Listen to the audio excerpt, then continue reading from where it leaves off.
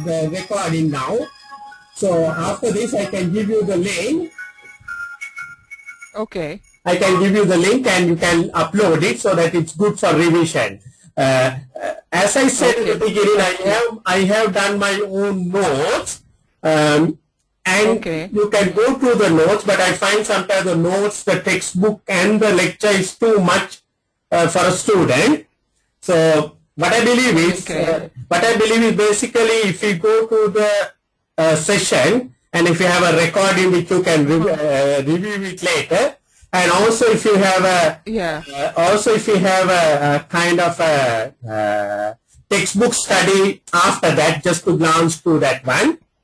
And what you are going to look at is say the next financial strategy lesson, we will be looking at a couple of objective questions on the area what we have covered up today. Okay, that's nice. Okay. Yeah. So that way, if you give me the practice question, is it from the question bank? It's not from the question bank. It is some of the new OT questions that have come up. So I'm also developing some questions, but I will give you the questions in advance so that you will also think about it, and then we will take it up because those are the real questions that can come up in the exam, in the new exam structure. Yeah, okay. So we will try to go through. We will go through those things and try to see how it will help you. So that's what I'm doing. B3, F3, both I will be doing the same thing. Next lesson, before we begin, we will be looking at some of the questions pertaining to the areas that we have covered up today. And I will send you the questions earlier. All right. Right. So we are going to, so that's the way that I tried with some of the students, and it's working well, and I think it's good. So we are going to discuss about the formulation of financial strategy. So you remember we said what is a strategy the other day. What is a strategy? It is basically an action plan backed with resources to achieve your objectives. It's an action plan. Yeah, it is an action plan. That's correct. Right, backed by resources to achieve the particular specific objective. So you and I know all the companies have financial objectives. So to achieve the financial objectives, we have to have financial strategies, right? And those strategies, you and I, we have to in business. Now, particularly since you are in consultancy, you have to formulate those strategies. You have to form up the strategy. So the first question what I'm asking is, why is it necessary for us to formulate a financial strategy? Or let me put it in another way. The importance of a financial strategy to an organization. The importance of a financial strategy to an organization. Why it is necessary? Why should you have a financial strategy? Why can't you do just business, thinking that I'm going to achieve these objectives? Will that help you? Or should you have a strategy? What do you think?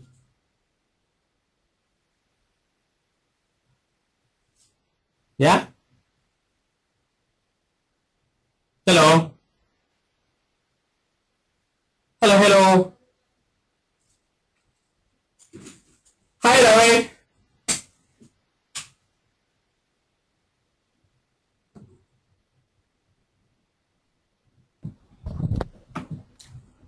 Right, okay. Ready? Take your ready?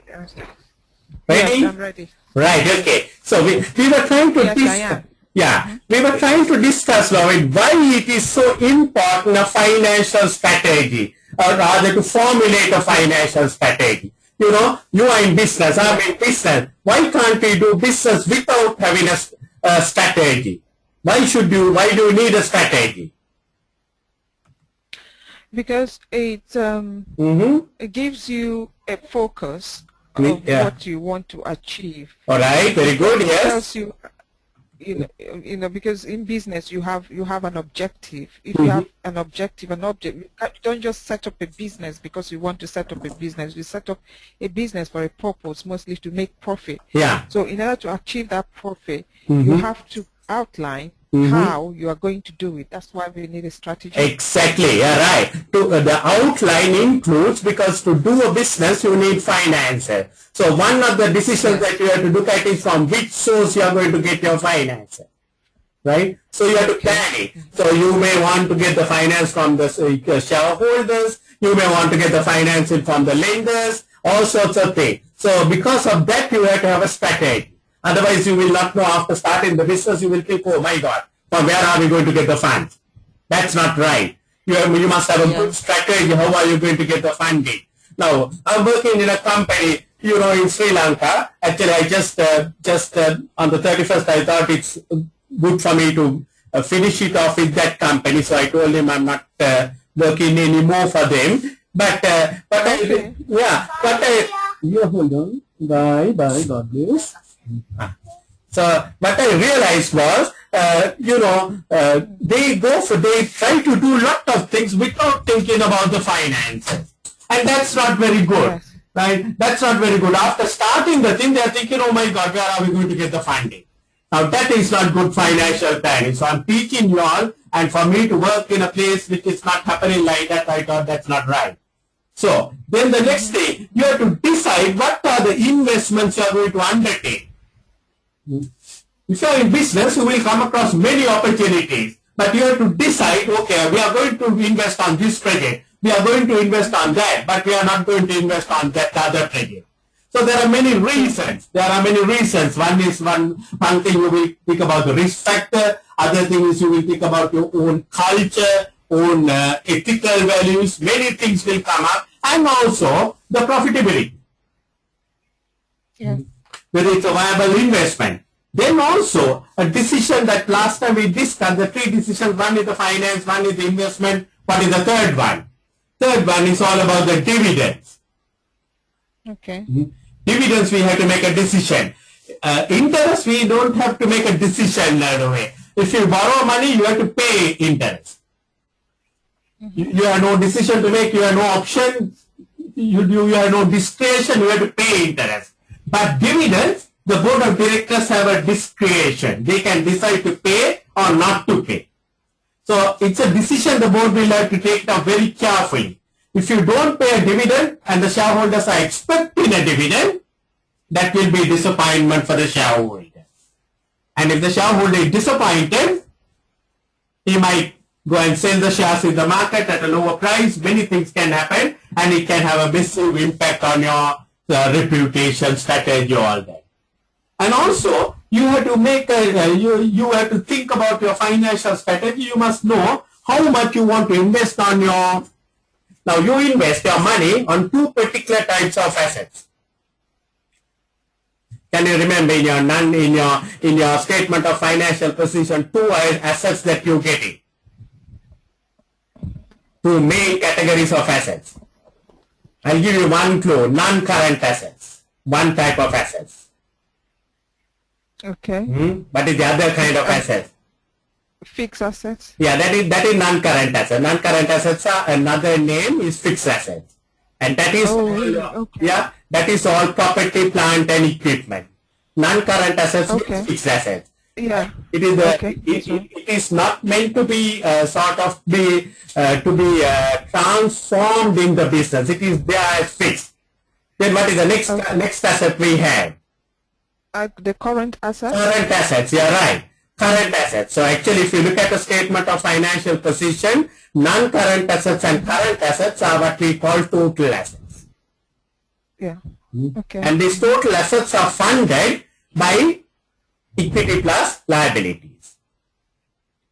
Equity plus liabilities. So you have the share capital, you have the reserves, then you have the non-current liabilities, the loans, and also the current liabilities. Yeah, the current liability. That is how the statement of balance sheet is made up of.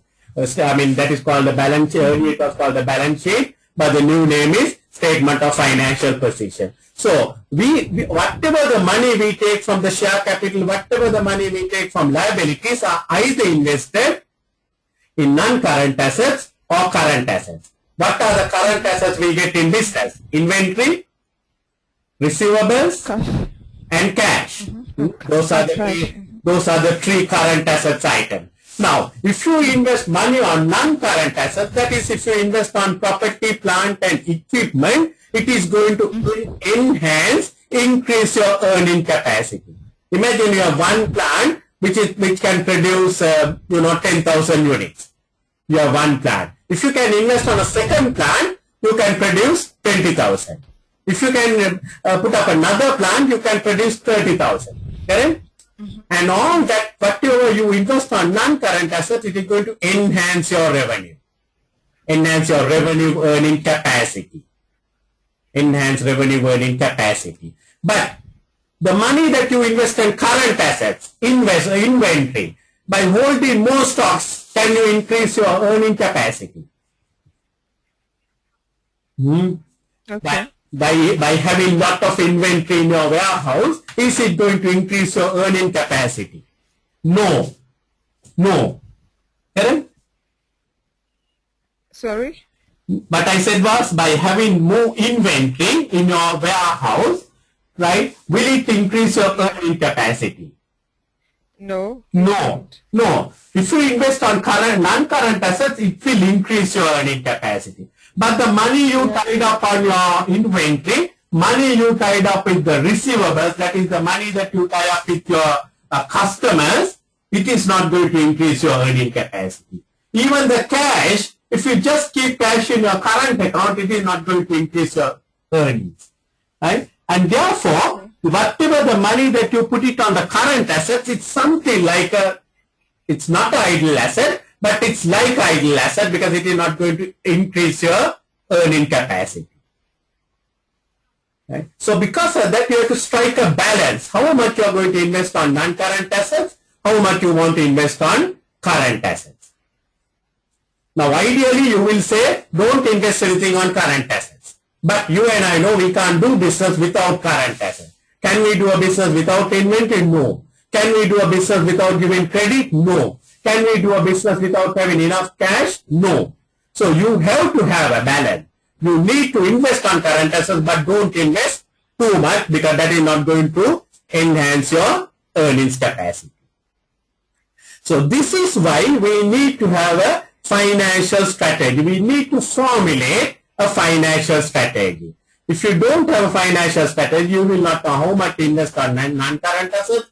You will not know how much to invest on current assets. You will not know from where to get your money. You will not know in which fund projects to invest. You will not know how much dividends to be paid. So every company, the board of directors will have to make these decisions in a way. And that is why financial strategy is going to be a very, very important one for all of us. So now I'm going to put a few slides for you to get up an idea of what we can do. Right? So I'm going to start all about financial strategy now. So with a few slides. Okay. Right. So these slides will be available for you. It's about formulation of financial strategy. So let's start off. All these will be available for you. Right. So formulation of financial strategy. So first of all, whenever we talk about financial strategy, don't only think about the companies. Right? There are other kinds of organizations. So we get the number one is company or incorporated entity. They are the companies what we call. But that's not all. So what is their main objective? You are in one of those sorry? Companies or incorporated entities. What is their main objective? Yeah. What is their main objective? Profit maximization. Yeah, maximization of profits or maximization of shareholder wealth. Shareholder wealth. Yeah. Okay. Right. But then you get sometimes even unincorporated entities. What are unincorporated entities? They are the sole trader, the partnerships, that kind of thing in business. Yeah. In business, but they are not companies. They are a partnership or a sole trader. Now, you are running a consultancy firm, I suppose. Yes. Yeah. What is its form? Is it a company or a partnership or a sole proprietorship? It's a company. Right. It's a limited liability. Right. Very good. So that's an incorporated entity. But you can have a business as an unincorporated. I do have. Okay, but I am in partnership. I am in partnership with other businesses. So we have a partnership. Right. Set up. Right. So you can have a partnership. So whether it's an incorporated entity or unincorporated entity, surely your objective is to maximize the profit. So that is one kind of organization. They will need a financial strategy. Having said that one, it does not mean they are the only people that is going to have a financial strategy. There are other organizations that still needs a financial strategy. So we are going to look at some of those things. Not-for-profit organizations. What are they? They are like these charities and societies and all that. They are not in existence to make a profit, but they have some other purpose. Maybe to look after a particular community, maybe to look after certain beneficiaries, something they have, but they are not. Their objective is not to maximize the profit. But even then, they need a financial strategy. Because, for whatever they want to do, they need to raise finances. And for that, they need to have a financial strategy. And there are expenses which they have to incur. They may have volunteers, they may have a paid staff, and they may have to incur certain expenses. They have to give some payments to the beneficiaries. So whatever that may be, you need a financial strategy. You have to work out a budget and work it out. So even though they are not profit making, still you need to have a financial strategy. Then we have the third sector, the public sector. There the objective is not to maximize shareholder value, but still for all they have certain objectives to achieve, and for that probably they might get the money from the government, the taxpayers' money, foreign funds, all that, and for that also you need a kind of a financial strategy. So what I'm trying to tell you is in the examination questions, don't try to be focused only on the companies. The examiner might be testing you on not-for-profit, the examiner might be testing on public sector entity. So we have to be ready, particularly as I said with this objective test, we have no shortcuts, we have to almost look at every word in the syllabus. That's right. So we are going to do that. So whether it is a company, incorporated, unincorporated, not-for-profit, public sector, whatever it may be, every organization is driven by objectives. And they will have financial objectives. And they will have non-financial objectives. Companies will have non-financial objectives. Not-for-profit organizations will have non-financial objectives. Public sector entities will have non-financial objectives. Now, all organizations, I said, are driven by objective. So what is an organization? What is an organization? Yeah. What is an? Yes, we talk about organization. Your firm is an organization, right? Your church is an organization. Your school where you learn your thing is an organization. SIMA is an organization. What is common in all these things? What is it? It's basically, you can just have a glimpse of it. It is a set of people getting together for a common objective. That is what we call an organization. Some set of people getting together for a common objective is what we call an organization.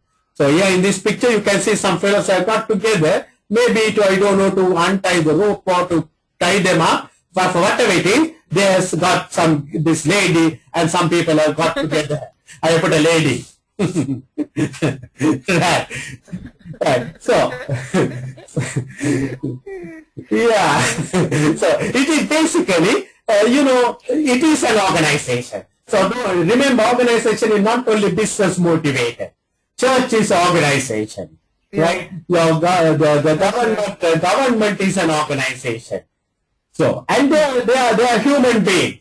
So what is the problem with whenever we are human beings? That's the next thing. Why these organizations, it's things. Why?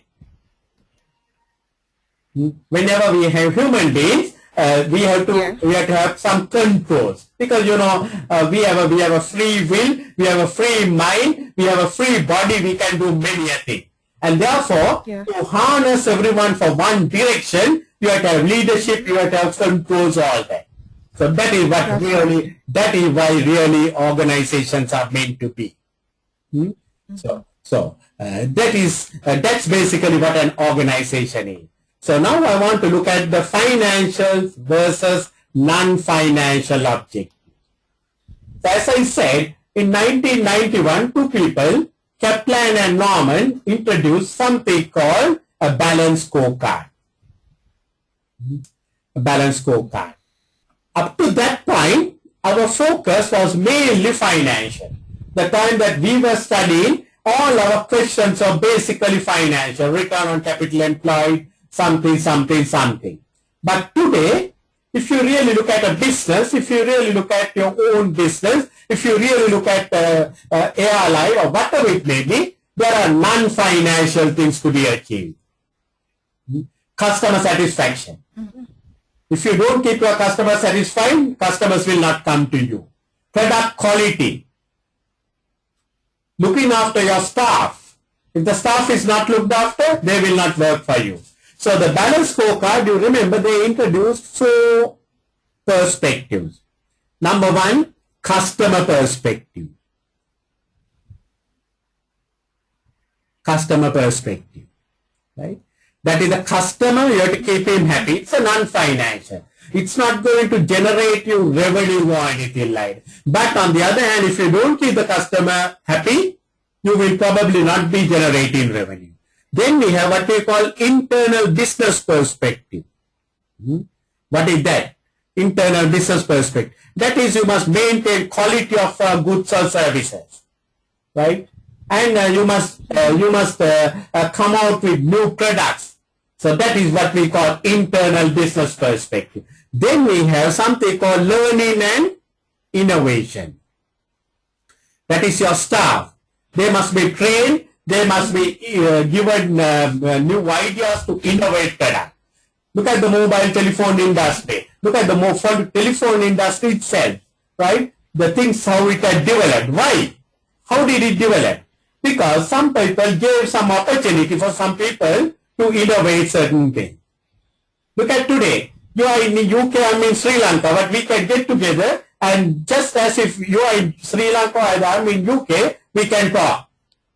Yeah, that's right. All that happened because some people allowed some people to innovate things, to learn things, to innovate things. Otherwise, this is the first time I'm trying with this recording part of it, right, which is very useful.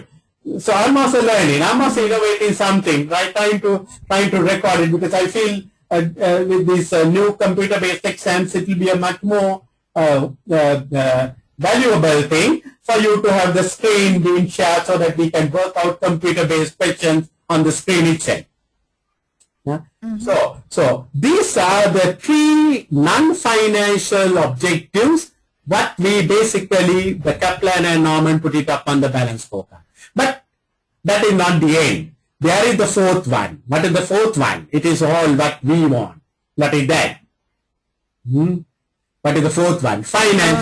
Financial perspective. You know, we can't deny that we are not interested in the finance. We are interested in the finance. So what they said was, you must take a balanced view. Don't only talk about the finance.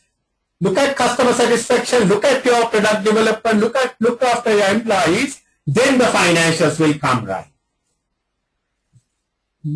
Okay, so we're looking. We group all financial because just trying to clarify now. Okay. Under non-financial objectives, we have 3 main categories, right? Yeah, customer, internal business, learn and innovate. Under that, you will have different objectives. Now, for example, from customer perspective, you might put up an objective saying 0 customer complaints, 0 returns. Okay. All right, or for every 1,000 customers, say maximum complaints should be 10. something like that. On the internal business perspective, you might think of quality rejects, right? The quality, the products rejects should be less than 5% or 2% or whatever it may be. New products should be developed every year. 100 new products should be developed.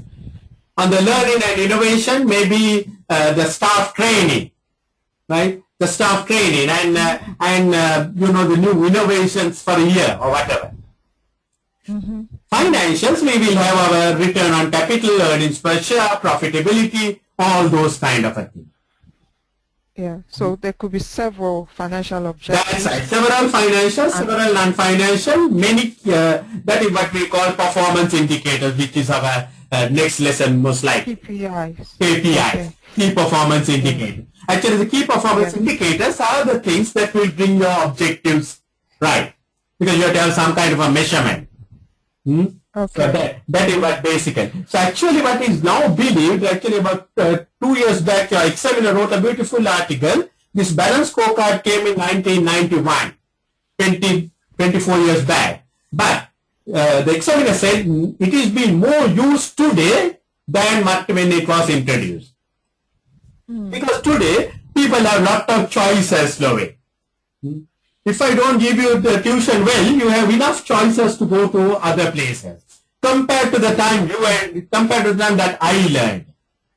We had few lecturers, I mean, we didn't have so much of options, we had to go with them, whether they do the right thing or not. Similarly, look at the product, look at the dresses you have in the market. Look at the vehicles you have in the market, look at the mobile telephones you have in the market. So the customer has lot of choices. So if you don't keep the customer satisfied, that fellow is going to leave you. And there will be a lot of competitors to take that one. So you have to keep your products on super form. Look at today what the little children are asking. Yesterday my granddaughter was here and I was working on one computer. She was on the other laptop and she had gone to eBay and she's selecting some Elisa dress for her birthday and she has selected everything.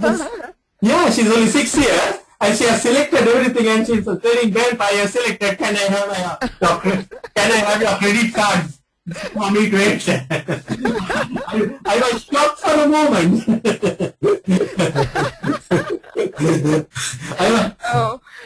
At least you even knew about it. In my own case, I didn't even know my account. I just saw the debit on my account. Yeah. I set up my son's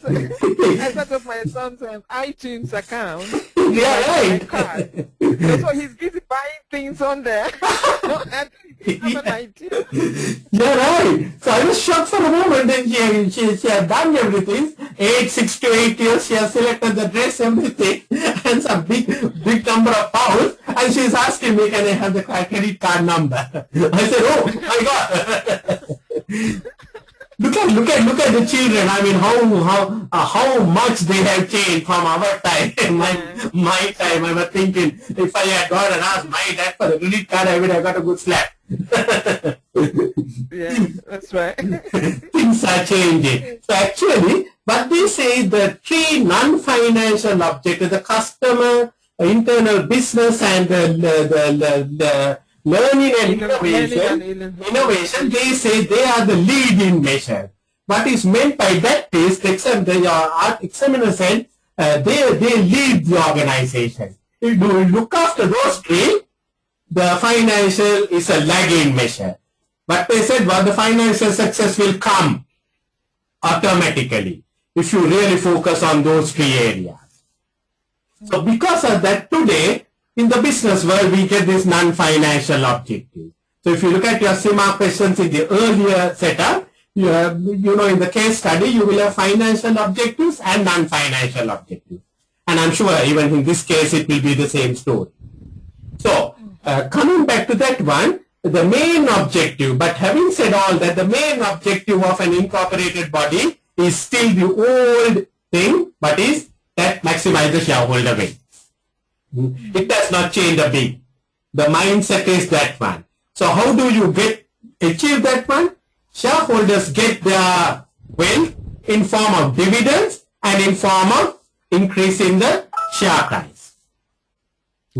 Shareholders have 2 ways of increasing the wealth. Or as a company, you have two ways of increasing the shareholder wealth.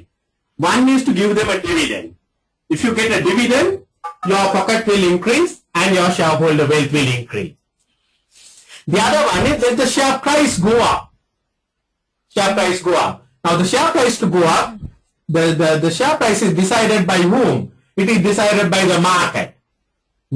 That's right. The board of directors have no control over the market. The share price is decided by the market, but the board of directors can influence by doing good corporate governance, good risk management, good transparency, having good people in the board of directors. They can influence the share price. The share price. Yeah. That's right. So actually, the shareholder return comes up in two ways. One is the dividend per share, and another one is the capital gains per share. So the capital gains per share. Okay. Total shareholder. So that's the value of the share price. Value of the share going up. So the total shareholder return is dividend per share plus the capital gains per share. Either way, it's all right. Okay. Either way, it's all right. So, but it all depends on, later on we will be discussing, it depends on what the shareholder really wanted. So, maximize the shareholder wealth is achieved by paying dividends and increasing the share price. So, if the companies are listed, the share price is immediately known. You buy the share at 10 pounds. After 1 year, if it is 12 pounds, that means you have got a capital gains of 2 pounds. That is if the market is, if the shares are listed. If the shares are not listed, then it is very difficult to find out, hard to find out whether the share price has gone up or not. Because there is no market for you to know whether it is gone up. Right? But whether it is listed company... Pardon? Does that mean it is impossible? How else can we measure? No, it is not impossible. It is not impossible. It is difficult because we have ways. Later on, we are going to learn how to value a share. Okay. Right? There are ways of valuation of shares, even in a private company.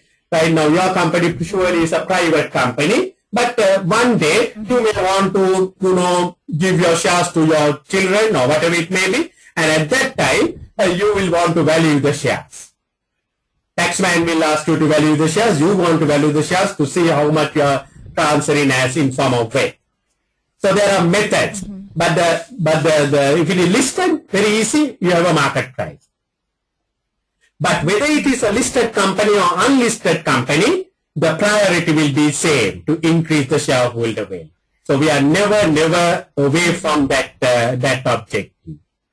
But having said the wealth maximization is the main objective, non-financial objectives like what we discussed, quality measures, innovation measures, customer-based measures are important for a profit-making entity. You can't ignore these things nowadays. If you ignore, I'm sure you are not doing very well. The non-financials. So non-financials are important, even though it may not be your primary objective. And that is why we have things like corporate social responsibility, all that. So I want to discuss a little bit about the financial objective. So I'm taking your memory back. All financial objectives should be smart. What do you mean by smart?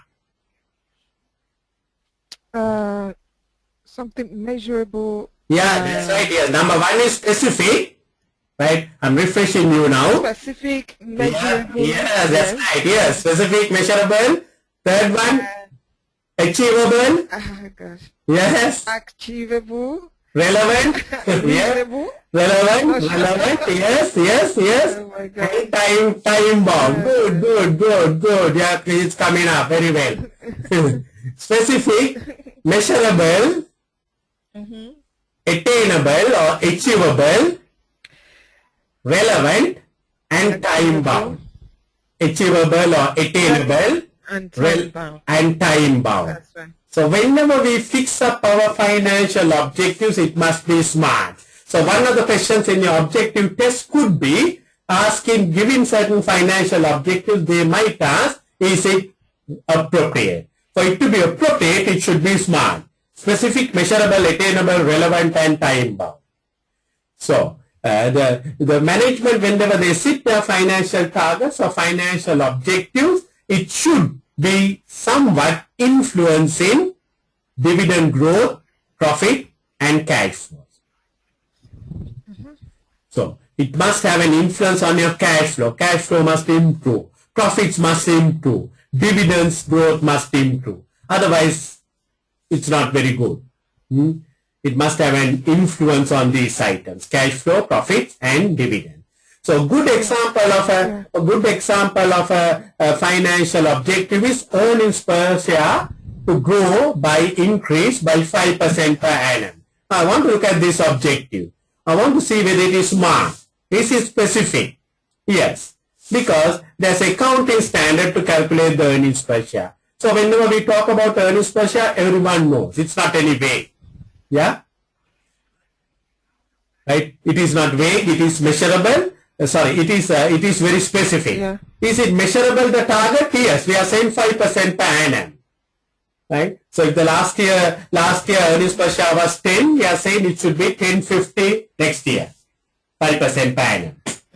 Right? Measurable. Attainable? Hopefully yes. When they set up the objective, they must set up objectives which are attainable. Relevant? Relevant. Because it is relevant for the shareholder. One of the key things the shareholder will look at is the earnings per share. Right? He wants to know when he invests money on the company, how much is this company earning for me?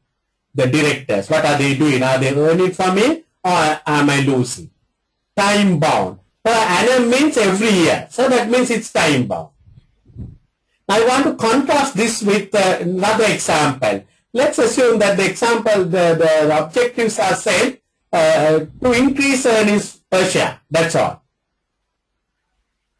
Oh, that's not good because it's that's not measurable. It is specific but not measurable, isn't it?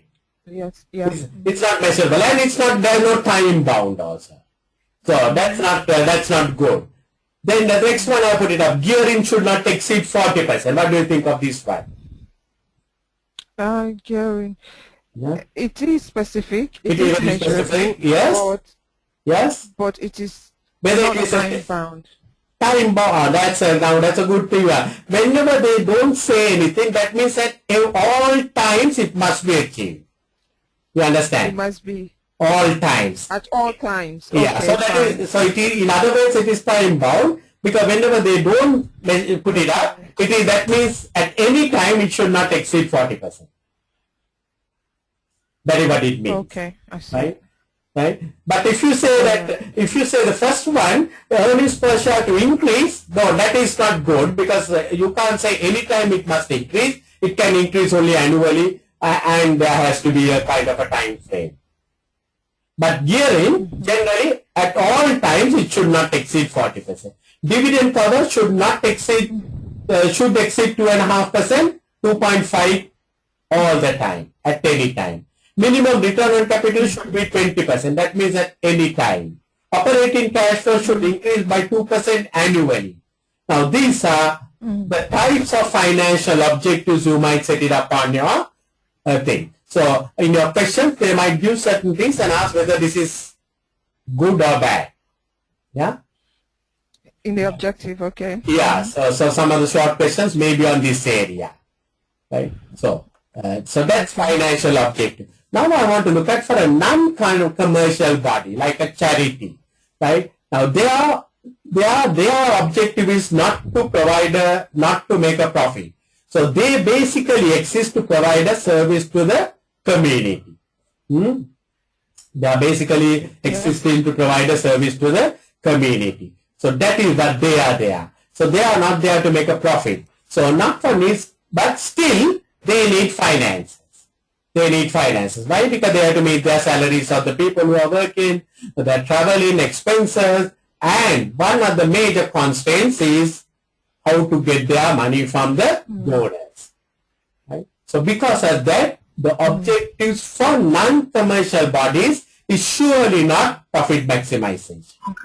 So if you put profit maximization, examiner will be giving you 0 mark. But what is the objective? You know, now the charities, they are basically not your money, it's some other person's money. You collect money from the donors and you want to do it. So we have something what we call value for money concept. Value for money concept. What is value for money? The tree is economical, efficient, and effectiveness. Economy, efficiency, and effectiveness. So now imagine imagine your church, right? Your church gets money from the people who are worshipping in the church. The people who are in charge of the money should spend the money economically. Economically means whatever you can buy it for 250 pounds, you should not buy it for 3 pounds. So it must be spent economically. Don't overspend. Don't excess. That is why we have a budget. We are run by a budget. Most of these not for profit making. Even the profit making organizations are run by budget. Then what is the next one? Efficiency. What do you mean by efficiency? That every penny or every dollar or every sterling pound that you spend should be spent wisely without any wasting. No wasting. That's right. Right? Don't have any idle stuff. Don't have any idle stuff. Don't have any scrap coming up. Right? It should be spent very wisely, efficiently. Third one, effective. What do you mean by effectiveness? Effectiveness, that is, you should have the right skills to actually manage the funds that are being donated to the charity. Ultimately, the effectiveness comes up because every penny, every dollar must be spent to achieve the objectives of the whatever the body. Yeah, you know, I'm the I'm treasurer of a non-profit organization. All right. Okay. Good. So this is all making a lot of sense because recently I recommended that we remove the audit function because I didn't think the charity was big enough. Okay. Yeah. To warrant an audit. Right. You know, so we saved over about £2,000. Oh, great. That That's great. That is what basically you would have done is to ensure that value for money, right? Because you want to spend that money for that particular purpose. Rather than spending £2,000 on the auditors, you probably want to spend it on the purpose of the organization effectively. Right. That is to achieve the objective. Now the church has the objective of propagating the gospel. So they must be spending money on that. Right? They must be spending money on that and more than on buildings, kind of a thing. Right? So they must be looking always from that angle to spending. Now, having said all these things, what about the profit-making entities? Do you think that they also should practice value for money? Yes, they should practice value for money. Yeah. Because even though they're in to make profit, because if they don't practice value for money, it will affect their goal of profit maximization. Exactly, you're right. Nowadays, you can see the value for money coming more into the private sector than what was earlier. You know, those days, the directors, if they want to buy a car, they will not think of economy, they will think of buying the most luxurious car. But today, they think differently. They put a plan and they put a budget and they try to manage within that one. Right? So they also, even the private sector is becoming value for money conscious. So the value for money is going to stay with us for long years. Right? And I don't think, I worked in Sri Lanka some time back in the national water industry. Right? These are these developing countries, you know, just before election, these politicians, they want to show the people that they are going to give water, etc., etc. So what they do is, sometimes, just before the election, I mean, 6 months before the election, they will just come and put up a water tower. Right? Construct a big water tower to show the public that they are going to give water. So I used to argue with the president of the country and ask, Madam, where is the water? There is no water. There is no source of water, but they only have the water tower. So they spend all the money, the public money, they spend it ineffectively. Yes. I had a lot of arguments with the president of the country and the ministers and all the people because they go for a political objective, but with the taxpayers' money, not spending the money effectively. So these things do happen. So we are supposed to be made. So this is another famous examiner's area on these not-for-profit organizations particularly, but I think it is even for the profit-making organizations. nowadays. Next one, I want to look at publicly owned enterprises, the third one. First we discussed the profit-seeking organizations. Then the second one we discussed the objectives for a not-for-profit making. Now we are going to discuss objectives for a publicly owned enterprises. Now what is the difference between a public organization, that is a government department? You know, they don't have this objective of making profits. They don't have the objective of making a profit maximization kind of a thing, right? That is not their objective. What is their objective? Okay. Their objective is to provide some kind of a service to the community. So because of that, they don't have that commercial pressure of making a profit or profit maximization. So if the examiner gives you a question of a government department, we should not be talking of profit maximization. That is the difference. Because they are not under commercial pressure of competition, no competition for them. They more have a monopoly kind of a thing, or maybe at least a major kind of a operation.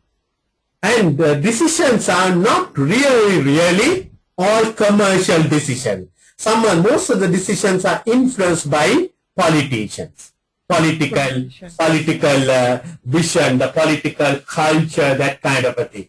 Sri Lanka is going for presidential elections in 2 days' time, and we can see right at the moment there is so much of things happening. Unbelievable things are happening. The petrol prices are coming down. Something is coming down because the decisions are being influenced by politicians. Last moment election tricks they are playing it because water prices are reduced, electricity reduced. So they are not real commercial decisions. So their decisions are very much influenced by politicians. And they don't get their funding from their shareholders. They get the funding from you and me, taxes. And sometimes they may borrow money locally, internationally, they may borrow money. Local borrowing is through public debts. Sometimes the governments borrow international funding, and that is how they get their money. So they don't have a shareholder responsibility. But actually they should have a responsibility for the taxpayer. You remember in 2007, 2008, the UK, the banks, they went to a big crisis with the recession, right? The government came and bailed them out. Government gave taxpayers money to save the banks, which was a good thing. But immediately after the government came and bailed them out, what did the directors do? The next thing, they were back on the old way, and they were trying to give big bonuses for the directors. And there was a big cry in the UK press and the UK media, right? Because they said the shareholder, the taxpayers' monies were given to rescue the banks, and now look what these fellows are doing. They are trying to take big bonuses, which is immoral. So this is something which we will discuss at the corporate governance. So remuneration of the director. So because of that, each enterprise, they must set up very specific objectives, and expenditure should be carefully planned and emphasis on the expenditures. How do they do that one? What is the tool they use, Lovette? The public sector. What is the tool they use to ensure? Yeah, what is the tool they use to ensure that the expenses are properly planned and done? What do they do? Well, they have to also have a financial strategy. Yeah, with all the financial strategy, but it's ultimately the government, how do they manage the financial discipline? They have the government budget, isn't it? Okay, they have a budget, that's right. They have the budget. The government has the budget, which is the UK, I think the budget, the exchequers, the budget is prepared and it goes to the parliament. The parliament is responsible. They are responsible to the parliament, and each department, each division will have a budget, and they have to work within the budget. Yeah. So that's basically, that's basically the difference between the three areas that we have discussed. So public sector, not-for-profit making, and the public, the main sector. So these are the ways that they will manage it. Now I want to look at some of the non-financial objectives. So as I said, the financial objectives should be SMART: specific, measurable, attainable, relevant, and time bound. Non-financial objectives need not be smart, but you have to have non-financial objectives. So what are the non-financial objectives? Put up some other thing. Employee welfare, health and safety. You can't put a budget probably, but you may put a budget and say that, we want to maintain the health of our employee. We want to look after the safety of our employee. If these things are not there, what happens? Long time back, 40 years, 50 years back, there was no concern about the employee welfare. Right? This human resource development is a very recent term. Earlier there was nothing called human resource development. What happens if you don't have these things? People are purely exploiting the employees, collecting every possible penny from them, not looking after their health and safety. And people are dying young. Henry Ford is considered to be one of the strong Christians. Whenever he gets a profit from manufacturing and selling a car, he used to give his 10% as a tithe. But church refused to accept his tithing. Why? Because he was exploiting the employees and making a big profit and giving 10% to God. That was not good enough. That was not good enough. You have to look after your employee welfare. You have to think about the customer service. Okay. Nowadays, one of the modern thing is the good supplier relationship. You remember, some of the suppliers of the third world countries were exploited by some of the privileged businesses.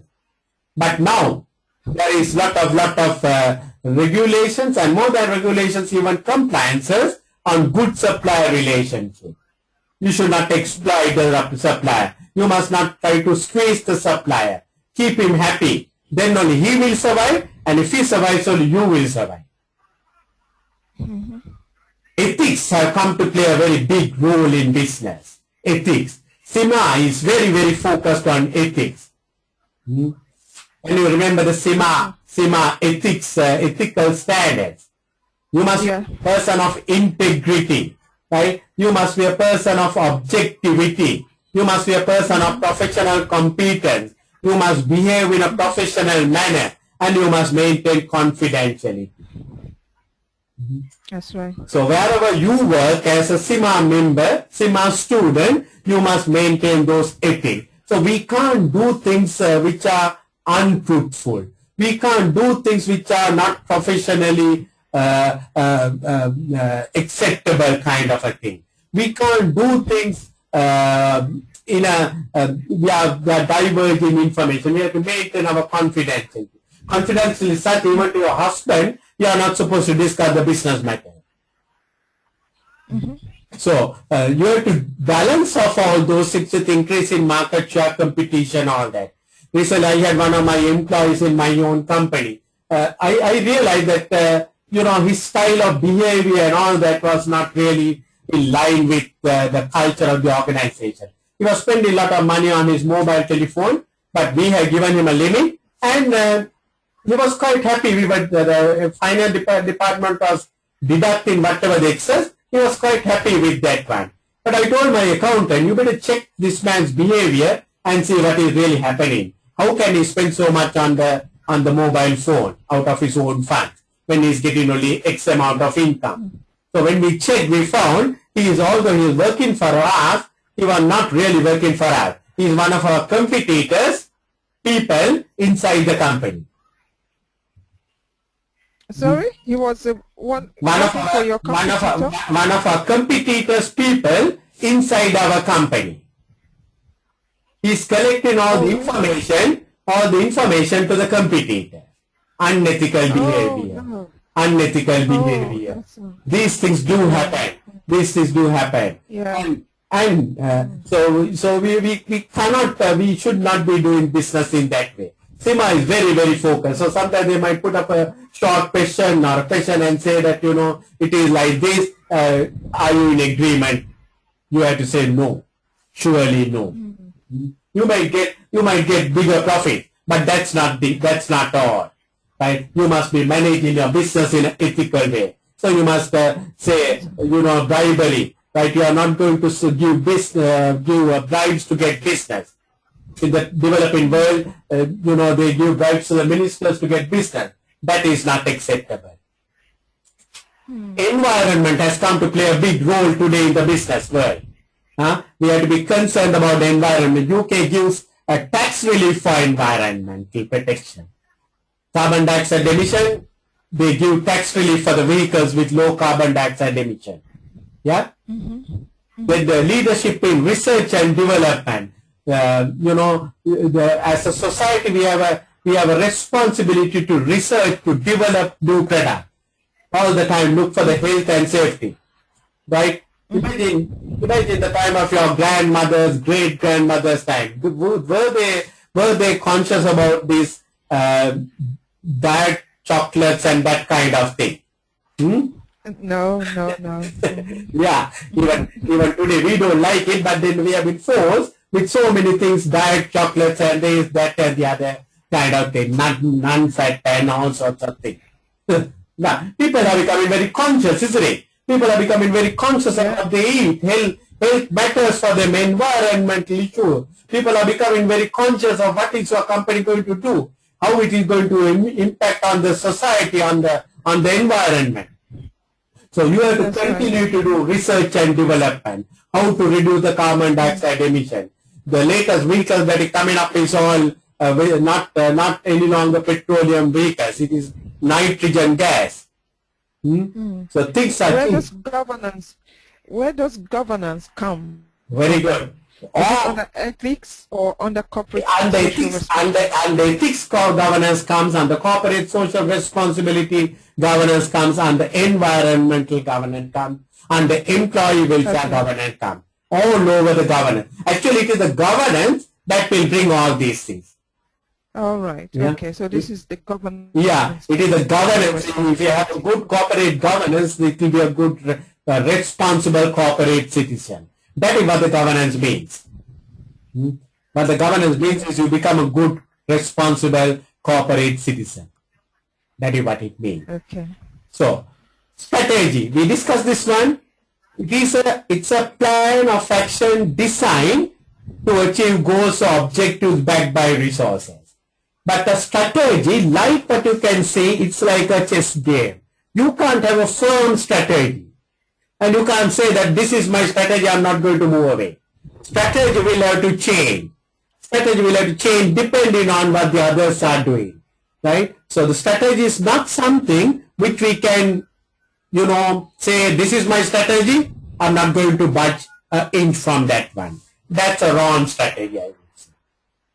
Strategy is basically an overall guide. Right? Because it all depends. Strategy will change. Why? The competitor may introduce a new product. Government may put new regulations. Supplier may put up certain obstructions. Customers' taste may change. So, in a business, strategy will have to change because world is changing all the time. So, don't think of a strategy which is going to be a very firm, fixed one. It's a guideline. Within the framework, you will try to do it. But within the framework. Now you might have a strategy. Your strategy will say you want to invest in China. And that is your strategy. You want to go to China because it's a rapidly growing economy. You want to invest in China. Having said that one, you might suddenly find a investment opportunity in Europe and you go and invest. Now is it a good strategic action? Is it a good strategic action? It's a difficult answer. It may be good, it may not be good. On per se, it's not good because you have defined a strategy to go to China and you suddenly decide to go to Europe is not really good unless you can really justify why you are changing the strategy. So there is actually no good or bad strategy. Exactly. It depends on... Yeah. It all depends on ultimately whether it is going to achieve your objectives or not. It is basically, so strategies will need to change, but within a broad guideline. I mean, you are not going to do something radical, right? say right at the moment you are in the manufacture of shoes and you are doing the business, suddenly tomorrow morning you will not get up and think of, oh no, shoes is not good, now I'm going to put up a hotel. That's a radical change in the strategy. Yeah. Okay. That type of thing is not acceptable. But within the shoes, you might decide, okay, no, we should not be manufacturing these adult shoes. Let us manufacture the children's shoes, something like that, within the guideline. So, but we are not going to fix it and say, no, we are going to only produce adult shoes and we are not going to change our strategy. That is not really good. Businesses must be flexible enough. And the strategy should be ultimately focused on achieving your financial and non-financial objectives. I mean, that is the purpose of the strategy. You can't have a strategy for anything else other than to achieve your financial and non-financial objectives. So if you are going to change the strategy from one to the other, you should be able to justify it and say, we want to achieve our financial objectives and therefore we are changing strategy from this to the other. Now, for example, you are in business. You can sell your products by appointing distributors all over London. Right? One way to sell your product. Another way to sell your product is to open up franchise shops all over. Right? Franchises. Another way, you can open up a website and sell through the online channels. Another way, you might want to send your sales reps to each particular district and sell it through the sales rep. Different strategies. Ultimate objective is to get your sales. So you have to decide which strategy is most appropriate for you. That is what the board of directors should be looking at. So when we are talking about the strategies and objectives, one of the problems we are having, we have what we call stakeholders. Who are the stakeholders?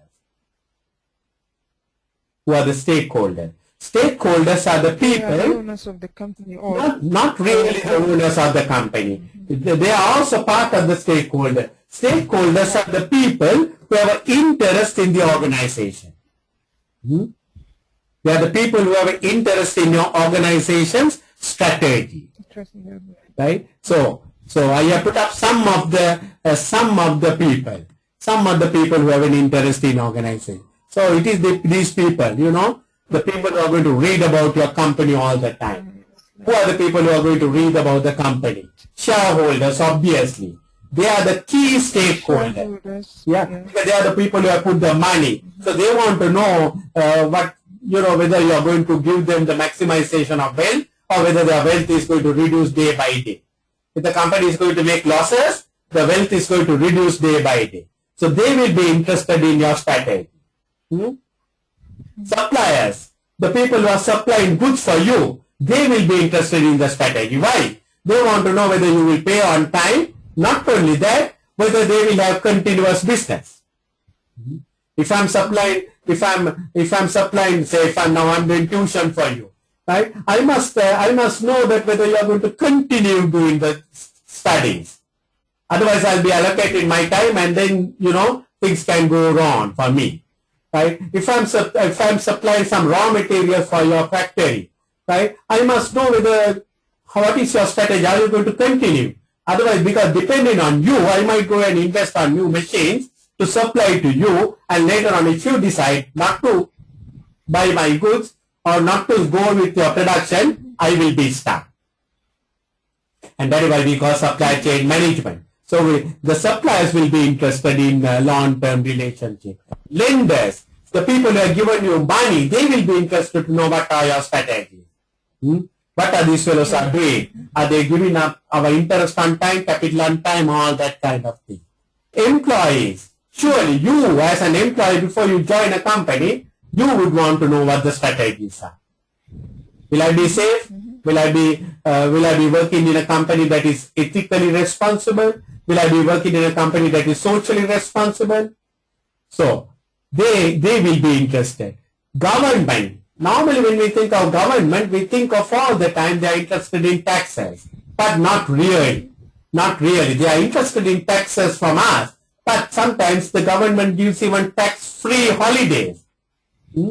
They are interested more on the economic growth. Are these people providing employment to the community? Are they increasing the living standards of the community? Yeah.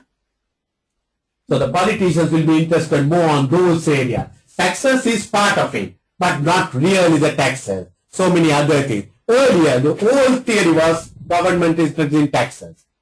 What about the management? Management is the directors, the managers, the senior management. They are keen. They want to know, because the directors, if you join a company as a director, now in your own company, you know that you are a director, right? If your company collapses for some reason or the other, your credibility is at stake. Yeah? Now that is why I took a decision last 31st December. I thought, no, I should not be working anymore in this company. Because one day, I also will be held responsible for all the wrong. Right? So you will be interested before you join a company, even after joining the company, the strategy. So there are different stakeholders and their objectives are different. Now look at here. Shareholders, they want more dividends, more profits. Employees, they want more bonuses, more salary. Obviously in conflict. And better working conditions. Better working conditions. Obviously in conflict. If you try to keep the employees happy, you are not going to keep the shareholders happy all the way. If you try to keep the shareholders happy, you are not going to keep the employees happy. So the board of directors will have to manage these different views of different people and to keep a balance of it. Actually, it's a question of balancing in a board decision. It's not a question of coming to something. It is a question of balancing. And this is why the board decisions are not very easy to make it up. So I want to talk about something called strategic financial management. So basically what I've done is, this is a definition of SIMA, but I've broken it into 3 lines. Strategic financial management. First thing, in the strategic financial management, you must identify possible strategies that will maximize entities NPV. What is NPV? The net present value.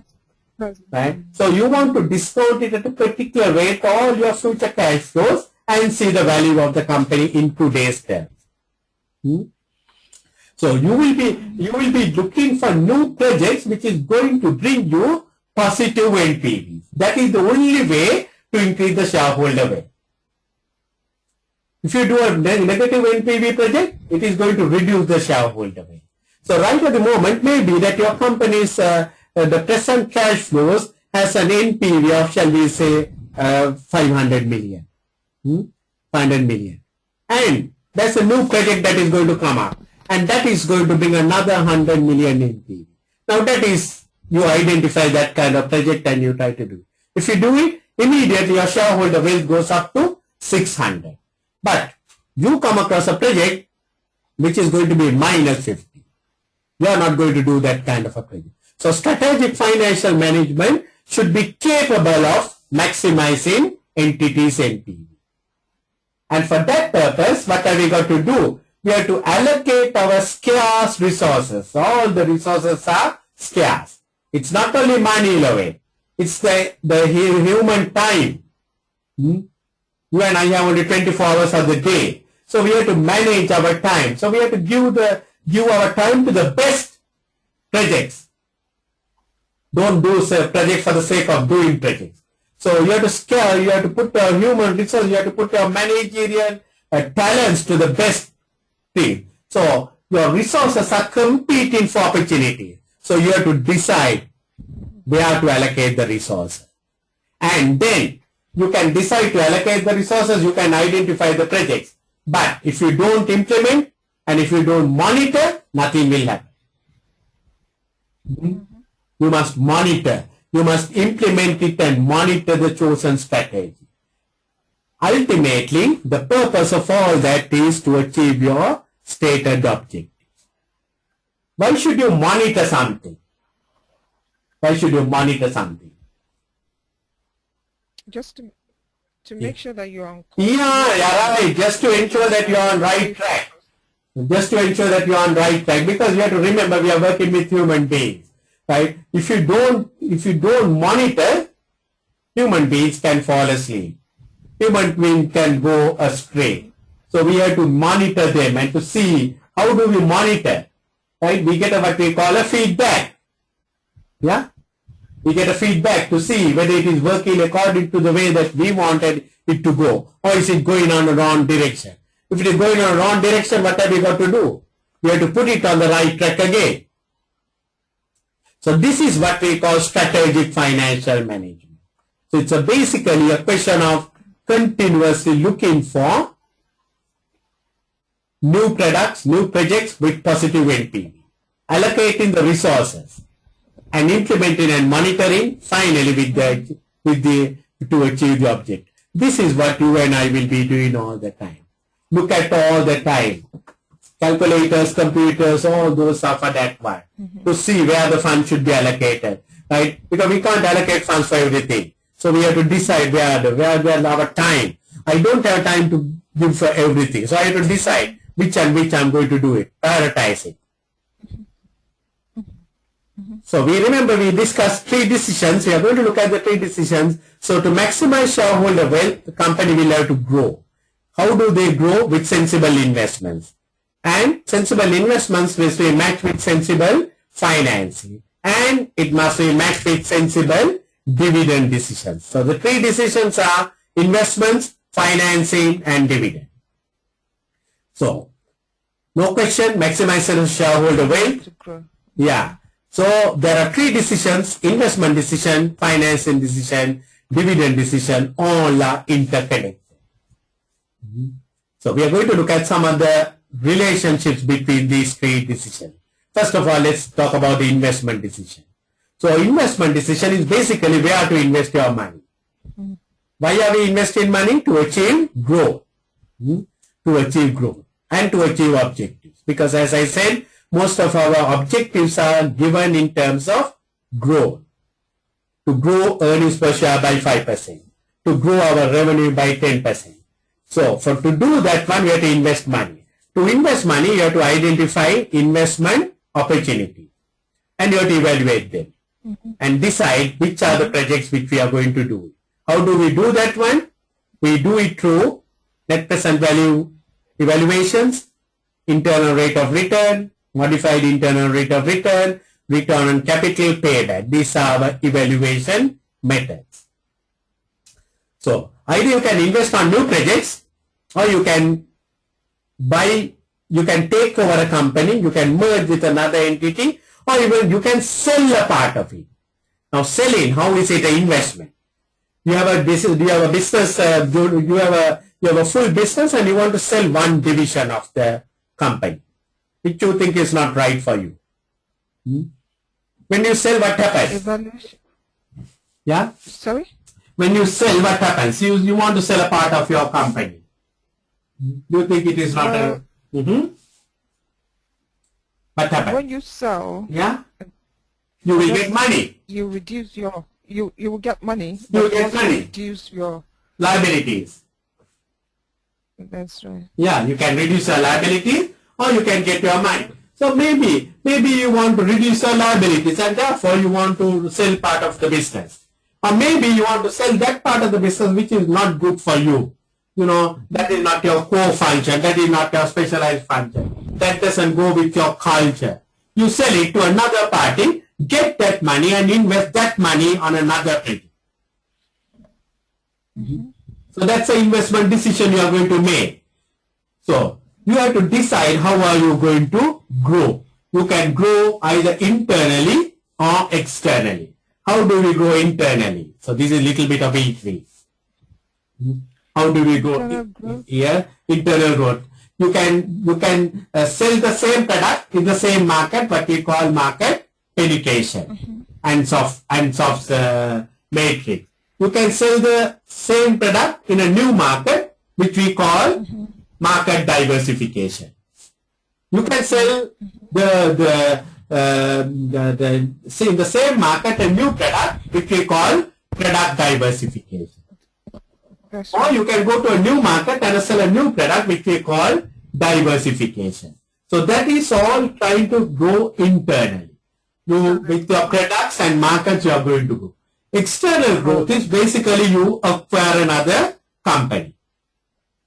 So internal growth generally we call organic growth. That's right. Organic growth. Internal growth is acquisition. External growth is acquisition and merger. So the companies will decide. So you have to decide on your strategy. But you can have both the strategies together also. You can grow internally, and as much as well you can grow externally. There's nothing to say that you should only should grow in internally or should be growing externally. Companies adopt various strategies. So that's about the investment decision. Now about the financing decision. So as I said, you need money to invest in capital. So the monies are needed to invest in non-current assets, and monies are needed to invest in current assets. So monies are needed for both. So you have to find money.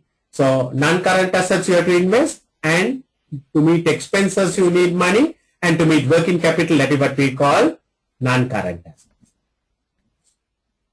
Non-current assets. So financial decision relate to both long-term and short-term. Sometimes you need money only for a short period. During Christmas time, you want to stock big item, and therefore you need money only for a short period, 2 months, 3 months.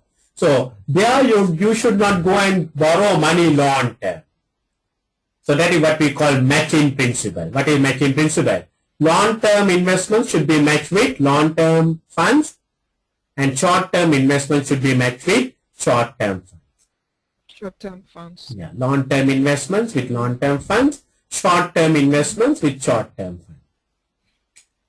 So this is a good, very important one. Now you want money only for 3 weeks. You go and borrow a loan for 5 years. What are you going to do after 3 weeks? You don't have anything to do, but you have to pay interest. You are committed, isn't it? You need money only for 5 years, but you go and take money from the share capital, equity. Equity money is therefore permanently. But you need money only for 5 years. So if you need money for 5 years, what should you do, Lovette? If you need money for what? Sorry. 5 years. Only 5 years you need the money because your project is only 5 years. What should you do? So you get short-term finance. Yeah, you get a loan for 5 years, isn't it? Yes. You get a loan for 5 years.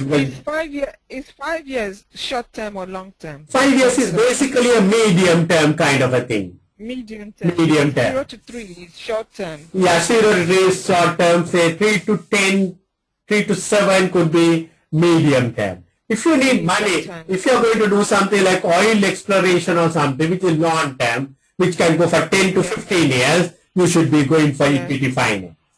So that's a decision that you have to make. Whatever the way that you borrow money, whatever the way that you take your money, there is a cost involved. Cost involved in money. Right? You have to pay something to the lenders or the investor. Which funds do you think is more expensive, long-term or short-term funds? Short-term funds are more expensive. Why do you think so? The short-term funds are more expensive. Yeah. Because from the lender's perspective, yeah, you know, it's an urgent need. You want to meet. Yeah, right. So yeah. I think the price is up. Okay. You know, yeah, that is if you don't plan it. If you don't plan it, tomorrow morning you get up and you are in a panic situation. You don't have money to pay the salary. You go to the bank and ask for money. Oh, that fellow will know that Lovette is in a crisis. He will charge you a huge rate. But if you plan it and go, if you plan it, and if you know that in March 2015 that you are going to have a shortfall, right, you do a forecast and you find it. If you go today and tell the bank, hey, Mr. Bank Manager, I want money in March, he knows you are planning well. He knows you are doing things well, right? Now, the difference between long-term funds and the short-term funds comes like this way. Imagine you are today, right? You go and ask a bank a loan for 20 years. You go and ask a bank a loan for 20 years. Now, in 20 years' time, the bank manager may not be able to imagine where will you be, in which capacity you will be, all that. There is a lot of uncertainty. Okay. So but if you go and ask for money for 2 years, they will know, no, she's going to be here, right? You know, she's going to study all these things, she's stable, all that. So generally you can note down long-term funds are more expensive purely because of the uncertainty and the risk. Long-term funds are more expensive purely because of the uncertainty and the risk. Because you know, the bank will have to take a big risk with you after 20 years. Will you live? Will you? What will she do? Where she will be? All that. But 2 years, they know truly she's going to be very steady, isn't it? Okay. So the companies will have to decide between long-term financing. So that's another subject we will discuss later on. But on the financing decision, they have to take on 3 possible areas. The source. Do you want shareholder money? Do you want long-term money? All that kind of a thing. The cost of funds, which is a big subject for us, and the risk of possible source of funding. Now, I want to talk a little bit about the risk, even though it's a PP thing, right? Risk. Now, you are a director of a company, right? You are a director of a company. You want to borrow some money. You want to borrow some money for the company, right? For the company business. What is more risky from your point of view? Borrowing or share capital money? From your point of view. What is more risky? What is more risky? You are a director of the company. You have to decide. Borrowing is more risky. Why? Yes, good. The bank loan would be more risky than the equity. Yeah, why? Right, yeah, answer is correct. Why? Yeah, because with the bank loan, I have to pay. Yes, you are under obligation. Excellent. Yes. Yes, and the capital when it is due. When it is due, whether you make a profit or not, you have to pay. You are under an obligation, and that is why we call it a liability. You are under an obligation. So because of that, you have to pay the money. So to that extent, the banker will, for you, it's a risky thing because the shareholder, if you don't make money, you can wait without paying money, dividend. But banks, you can't do that one. Lenders, you can't do that one. So it's a risk for the shareholder, for the company directors when they borrow money. So they have to decide. They have to decide which way they are going to borrow it. And also, so they have to balance it between equity, debt, and retained earnings. So remember, one source of funds we have is, in addition to equity and debt, to retained earnings. What is retained earnings? Company has already made a profit, 100 million. They decide to pay 40 million as a dividend, and they keep the balance 60 million for reinvestments. They keep it. That is what we call retained earnings. So that's another source of funds available. Whose funds are that, Lovette? The retained earnings. Whose funds are that? They're the shareholders. The shareholders' money, because the profit is shareholder. The 100 million is for the shareholder. So you decided to pay 40 million. The balance 60 million is also their money, but you, the directors, can keep it up. Because the shareholders, they don't have the right to come and demand. So because of that, you, the directors, can keep that money and earn them a better return. So, the next one is the dividend decisions. As I said, they have to decide between... sorry, yeah. Lovette. Sorry, Kumar, could you please just go back to that slide sure, right. Tell me again. Okay, right. Okay. Right? Any questions? Stop a bit. It's a bit. Okay, yeah, that is. Okay. Yes. Regarding the returned earnings, could you say, could you explain that again? Yeah, right. The rights of the shareholders and the directors. Right. Yeah. Now the company has made 100 million profit after paying taxes, interest, everything. This is what we call earnings. This entire 100 million belongs to the shareholder. Okay. Right? But the shareholders have no right to come and tell Lovette, we want a dividend of so much. They can have their expectation, but they can't demand. So the company decides to pay, the director decides to pay 40 million as a dividend. And they retain 60 million. Okay. But the directors also must remember this 60 million also belongs to the shareholders. Although they have no right to demand, it is their money. Right? Okay. So when you paid 40 million as a dividend, that they can take it and they can do whatever. But this 60 million is also belonging to them, which the directors decide to keep it inside the company for reinvestment. Okay. Reinvestment. That is what the directors have. But when the directors do this, they have a responsibility to the shareholders to explain why they have decided to do this. That's correct. One thing is the communication, not only the communication. Now, imagine you are a shareholder. And imagine you are the only one shareholder. You get a 40 million dividend. Right? You get a 40 million dividend. What are you going to do with this money? You are a business. In the real world, there would be several shareholders, so that 40 million will have to be shared amongst them. Okay, right. So imagine out of the real world situation, you are a 10% shareholder, you are going to get 4 million out of the 40 million. In this company, you are a 10% shareholder. So when the company declares a 40 million dividend, you will get 4 million. Yeah. Now I'm asking a question from a wrong person, a lady. But okay, you're a business lady. You're a business lady. I can think of a few things I can do with 4 million. I know. I know. But as a business lady, what will you do with the 4 million? Well, if I'm a shareholder in this business and I already know that the business is doing well, and we have, even after taking 4 million, you know, there's still 60 million of retained earnings. Yes, good that. Some comfort. Okay, I can spend this 4 million on increasing my own personal wealth and also, you know, luxury. On giving myself some few luxuries as well. Yeah. Normally the business people, you know what they do is they will go and reinvest this money again. And make more money. They will make money because business people are that. You know, if you really look at the business people, like they spend a little, but they invest more. So they will invest. You know, imagine you get the 4 million, you will want to go and reinvest it.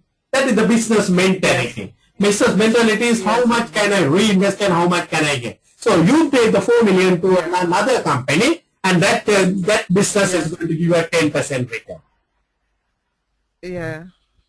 So you get your 40 million out of that 4 million, and you are going to get a 10% return. Now, as you rightly said, you know that another 6 million inside the company. They did not give it to you. Out of the 60 million, 6 million belongs to you. They did not give it to you. Why they did not give it? Because they say they are going to reinvest it on your behalf. On your behalf, in the business. In the business, right? Now, you got your 4 million, you can get 10%. So, surely, you will expect these fellows to earn more than 10%. Isn't it?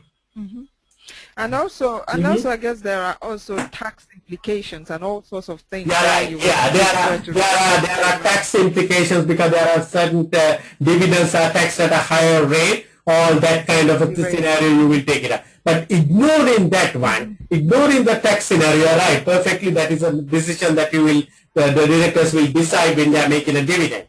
But ignoring the dividend, that part of it, when you get, if you are going to reinvest and get 10%, your 6 million, you will expect the shareholder, the directors to keep it inside the company. It's all right, but you must earn more than 10% from it. Yes, that's right. If it is going to earn you 8%, no, they have no right to keep your money.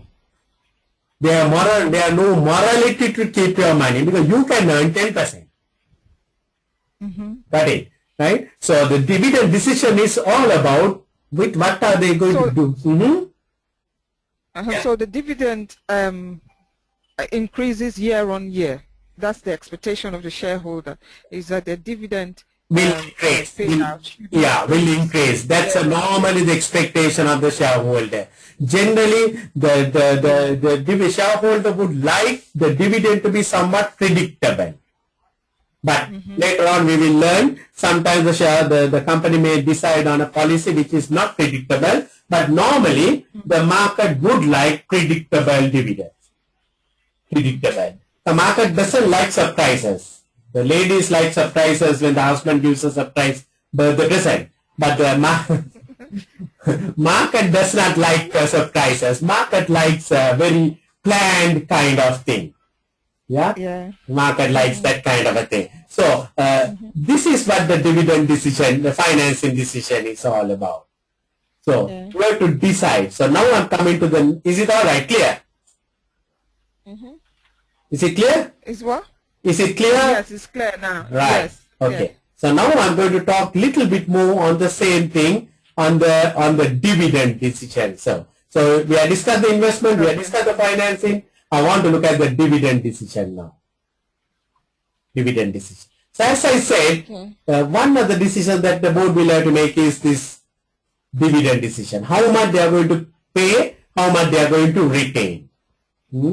How much they are going to pay, how much they are going to pay. When they make 100 million, they have to decide. Now that's a decision they have to take.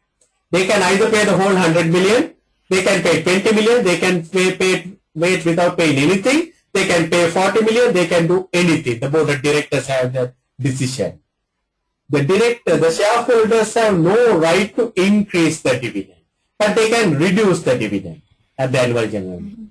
When the company declares 30 million, the shareholders can come back and say, no, we don't need 30 million, we give 20 million, but very rare it happens. So wait, the company should have a dividend policy from the outside. Yeah, that's right. The company must have a dividend policy, and that should be somewhat consistent.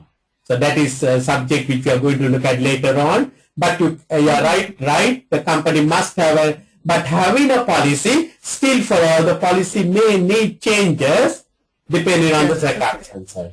You may have the policy, but you may not have the money.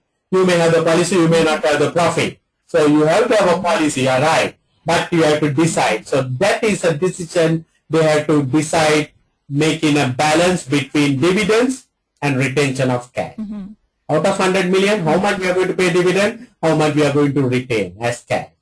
So the amount of surplus that paid out as dividends will have a direct impact on financial available for investment. So when you pay 30 million out, that 30 million is no longer available for investment. So it has a direct relationship between your investments and the dividend decision. So what I'm trying to explain is how they are getting interconnected, these three decisions. Right? And the dividend decisions sometimes have to comply with certain debt covenants. What are debt covenants? Debt covenants are the agreements that you have with your lenders. Right? So maybe that you have an agreement with the lender that till from next 5 years you are not going to pay a dividend till the 50% of the capital is paid back. Something like that. Or maybe that you pay a dividend only if you have an interest cover of 1:10. So there can be certain restrictions placed by the lenders on your dividend policy. Okay. So you have to respect them. You can't enter into an agreement and, violate the agreement. So you have to comply with this debt covenant. So when a board is taking a decision, they have to look at all these factors. How much we have to pay? How much we are going to retain? What are our debt covenants with the banks?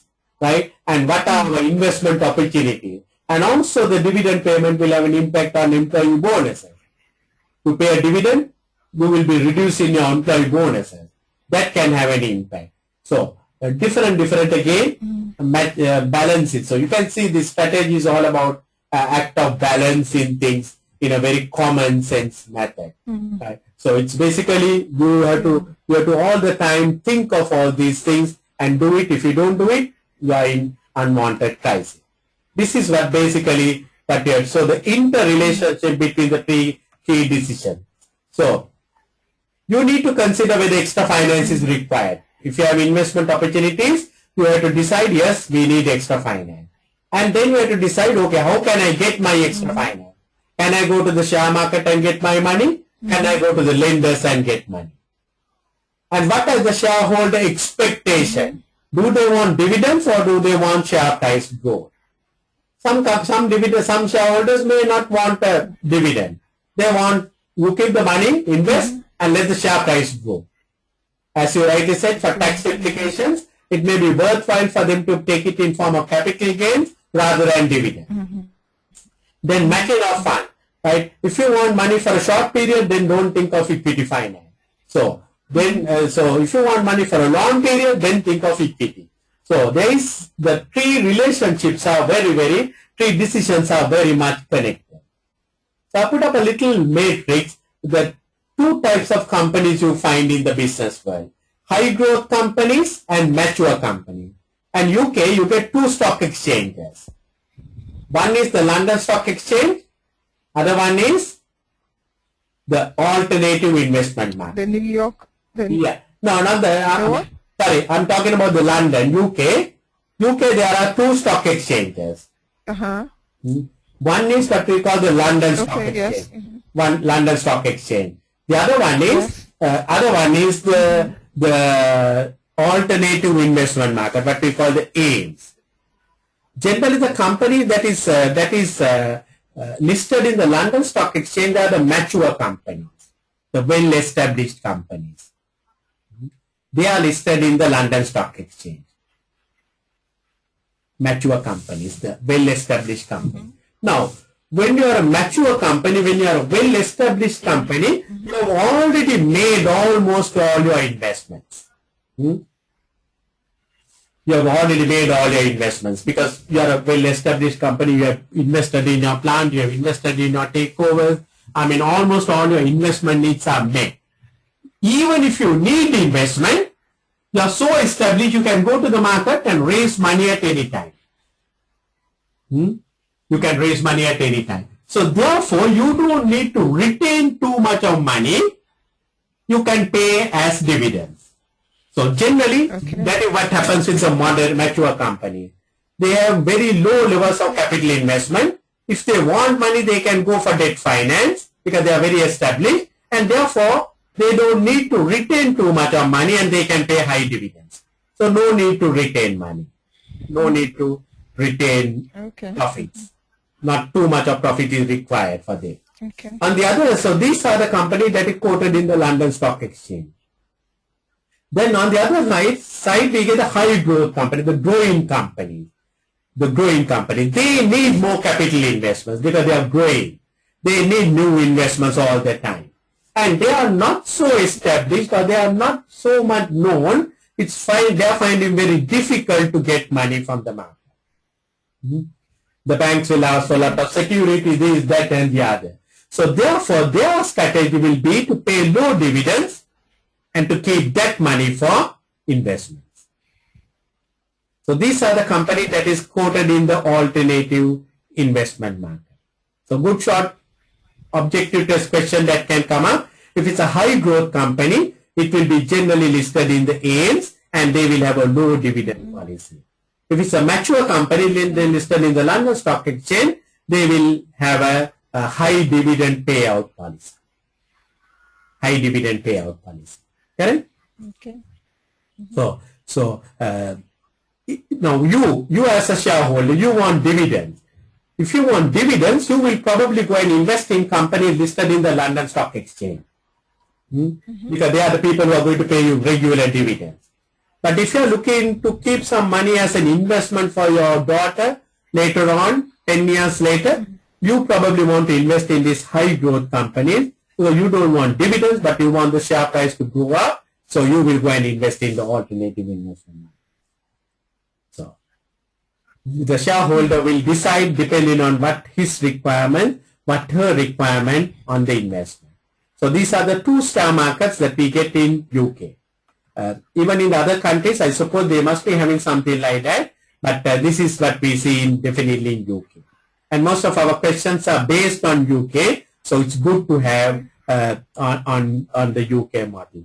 Okay, what I'm going to do is I'm going to stop it here, Lovette. I'm going to continue little bit of this on the next area.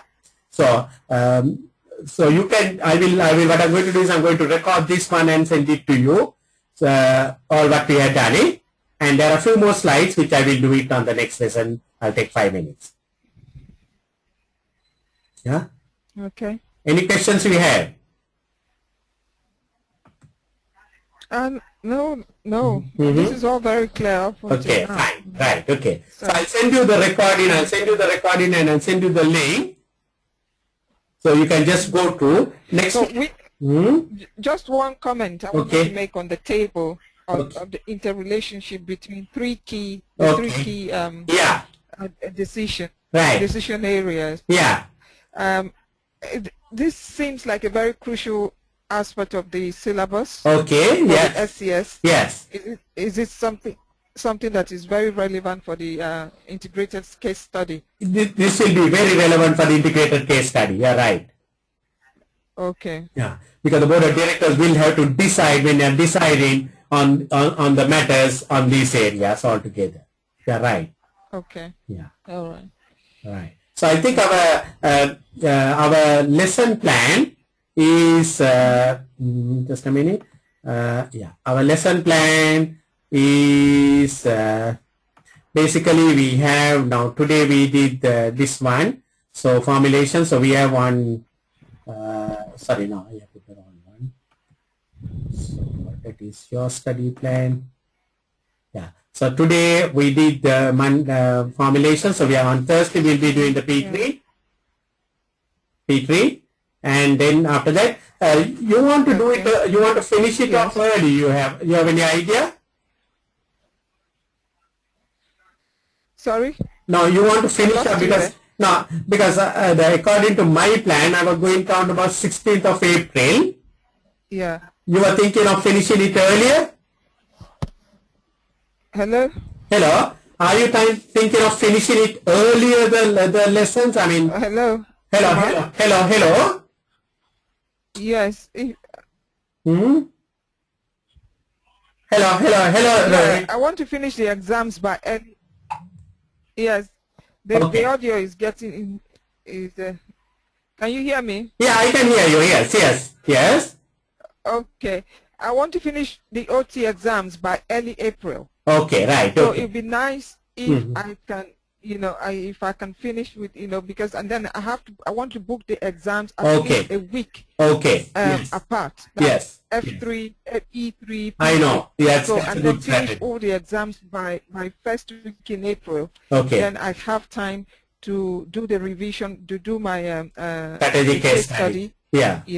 Yes. About 3-4 weeks before I write the exams in May. Yeah, because the May exams are going to happen. May exams are going to happen on the 26th to 30th.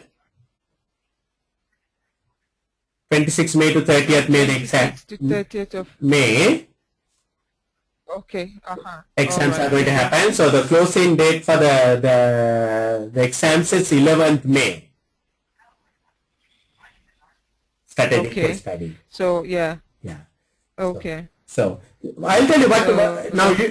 Yeah. 11th May. 11th May is the final date where you have to decide if you want to do the exam for the May. Okay. So that gives me enough time. Pre-SEEM material is out by 7th of April. Pre-SEEM is out by 7th of April. Yes. Yeah, so by the time pre-SEEM is out, I want to have finished with my OT, so I can have time to start working on that. Okay. So between 7th of April to 11th of May, that's about 4 weeks, 4 weeks, 5 weeks. That's right. And I want to use that time to prepare for the strategic case study. The exam is not until the exam, so I have about maybe about 4 to 6 weeks to prepare for the exam properly. Yes, you're right. So what I can suggest is, Lovette, go to the study plan what I send it to you. See wherever you think that you want to advance it. Give me your suggestions. I'll see whether I can squeeze it into my timetable. Right? And I will. I'll see how I can do it, because now you know your E3 plan, you know your F3 plan, you know your P3 plan. So I can still make few changes here and there and make it. So you go to this plan and suggest few days where you want the things to be changed, and I will do that for you. Okay. Right. Okay. Well, basically, maybe we need an extra hour. Yeah. For which of the syllables is longer? Is it? I think the P3 is longer. Yeah, P3 is long, I think. Yes. P3 is longer. Okay. But I think, I mean, at a later stage, almost everything will get integrated. Yeah. Yeah. Okay, so maybe if we have an extra hour for in a week, move it up, and see maybe how that works. Yeah. An extra lecture. Okay, yeah, yeah, because you have to balance your time. Let me know how it goes off with you. If you can squeeze up a time, let me have it so that I'll see whether I can squeeze it into my timetable. Okay.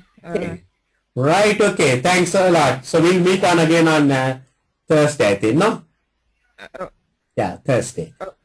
Okay. So what's my home study now? You said should I go to the bank, to the Western Bank? No, don't go to I will send you the questions. I'll send you the questions. Okay. What you can do is you take your study, the textbook, and try to go to pages 5 to 25. Pages 5 to 25. So that's F3 textbook. F3 textbook, pages 5 to 25. You can go to. Yeah, just go to that will supplement what I done it, and I'll send you some questions for you to just to have an idea about it. Yeah. Okay. Okay then, I'll see you on Thursday. Okay, thank you very much. Take care. Bye. Bye. Bye. Bye.